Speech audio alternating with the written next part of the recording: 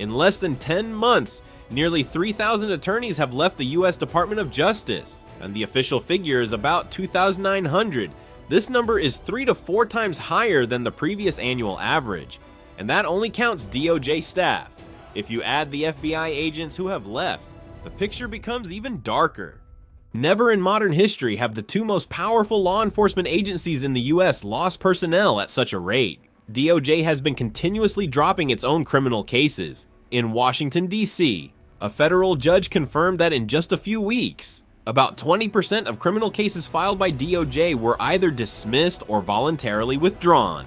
Previously, this figure was only around 5%. This is not a statistical error. This is a sign of a system in serious dysfunction. These are not isolated dismissals. A repeating pattern is emerging. DOJ files charges, encounters pushback from judges or defense attorneys, withdraws without prejudice, refiles, then withdraws again. Finally, the court dismisses with prejudice, permanently ending the ability to prosecute. This is not due to changes in the law or new evidence, but primarily because DOJ lacks the personnel, time, and capacity to see cases through under normal conditions. DOJ experiences a certain level of staff turnover. Young attorneys join for a few years, gain experience, and then move to the private sector. But what's happening now is completely different. Most of the nearly 2,900 departures are not new hires. They are veteran prosecutors who stayed longer than usual, those who became pillars of each federal prosecutor's office. In every federal prosecutor's office, only a very small group, sometimes just 2, 3, or 5 people, truly understand how the system operates, know the precedents, understand judges, and know how to win cases. This group has been pushed out, forced to resign, or left voluntarily because they could no longer endure the work environment when this core group disappears. Even large staffing numbers don't fully reflect the damage. Units once considered DOJ's crown jewels are clear evidence of this collapse. As a result, DOJ's core areas are almost vacant. Drug crimes, human trafficking, sexual offenses, espionage, financial fraud, public corruption, once top priorities, now lack the resources to pursue them seriously. Instead, DOJ has been accused of focusing on politically motivated cases, many of which are weak, legally tenuous, none difficult to win from the start. The Epstein case became a particularly dangerous catalyst in this context. While not every case is connected, the mentality of concealing, blacking out, and delaying the release of documents has become ingrained in public perception. Juries enter the courtroom with a preconception. DOJ may not be telling the full truth. In such an environment, defense attorneys do not even need to mention Epstein directly. Simply suggesting that DOJ has political motives or has previously withheld information is enough to sow doubt. There was a time when the opening words, "the United States versus," carried near absolute weight. It wasn't just the name of a party in the case. It symbolized state power, the rule of law, and seriousness. Judges listened. Juries trusted. Lawyers saw DOJ as the pinnacle of a career. Now, that image is collapsing at a staggering speed.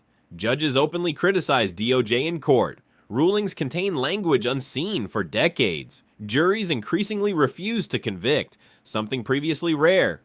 An organization once likened to a giant ship with a solid reputation now resembles a vessel hollowed from within. The structure is still there. The flag is still raised. But the engine is broken. The crew is exhausted. And the compass no longer points the way. The most serious problem is that this crisis is not temporary. And this is not a routine transition. When those with institutional memory leave, they do not easily return. When the courts and juries have lost trust, it cannot be restored with a few political statements. Rebuilding DOJ, if possible, will take years. It requires not only hiring personnel, but also restoring culture, rebuilding independence, and, most importantly, regaining lost trust. Many former DOJ officials say the task will be like reconstructing a post-apocalyptic justice system, crumbling infrastructure, scattered workforce, and near zero credibility. In short, What is happening at the U.S. Department of Justice is no longer ordinary political dispute. This is a structural crisis with clear data, visible consequences, and direct impact on the rule of law. A weakened DOJ affects not only specific cases, but raises a bigger question. When the law enforcement agency can no longer be trusted, how long can the system endure? One of the most obvious consequences is the shift in how federal judges view DOJ. Not previously, federal prosecutors enjoyed implicit credibility. When DOJ said it had reviewed a file carefully, courts generally believed them. When DOJ requested more time, courts usually granted it. When DOJ proposed withdrawing a case, courts rarely questioned it. No, that has changed. Increasingly, judges demand detailed explanations from DOJ, sometimes skeptical from the outset. Some rulings contain harsh language, openly criticizing the competence and motives of the prosecution. This is rare in the U.S. federal system, where judges seldom call out DOJ publicly. The change reflects a simple but alarming reality. Institutional trust has eroded significantly. Among juries, skepticism is even deeper. Juries do not read internal reports or analyze organizational structure, but they sense the overall atmosphere, and they follow the news.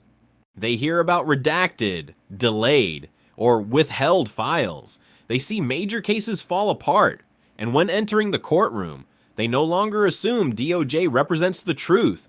This creates an unprecedented strategic advantage for defense attorneys. A small hint of doubt about motives or selective prosecution is enough to shake the entire case. Even cases meant to win become fragile. DOJ must prove not only the defendant's guilt, but also that it has no agenda, when this is a burden they never faced before. Notably, this weakening occurs as the U.S. faces a series of serious challenges: transnational crime, human trafficking, large-scale financial fraud, cyber attacks, espionage, and corruption. These areas require a strong, independent DOJ with deep experience. Yet, at the moment when it is needed most, DOJ is at its most fragile state. Some former DOJ officials warn that this legal power vacuum will not last. If DOJ cannot enforce the law consistently, other forces will fill the gap. States may act more aggressively, leading to legal fragmentation. Other law enforcement agencies may overstep, or worse, unlawful behavior may rise as citizens lose faith that the system can protect them. Politically, a weakened DOJ sets a dangerous precedent. When an administration sees it can erode a central judicial agency without immediate consequences, the temptation to repeat it in the future will be strong. This raises questions not only for the present, but for future terms. Will DOJ have the strength to withstand political pressure, or will it continue to become a hostage in power struggles?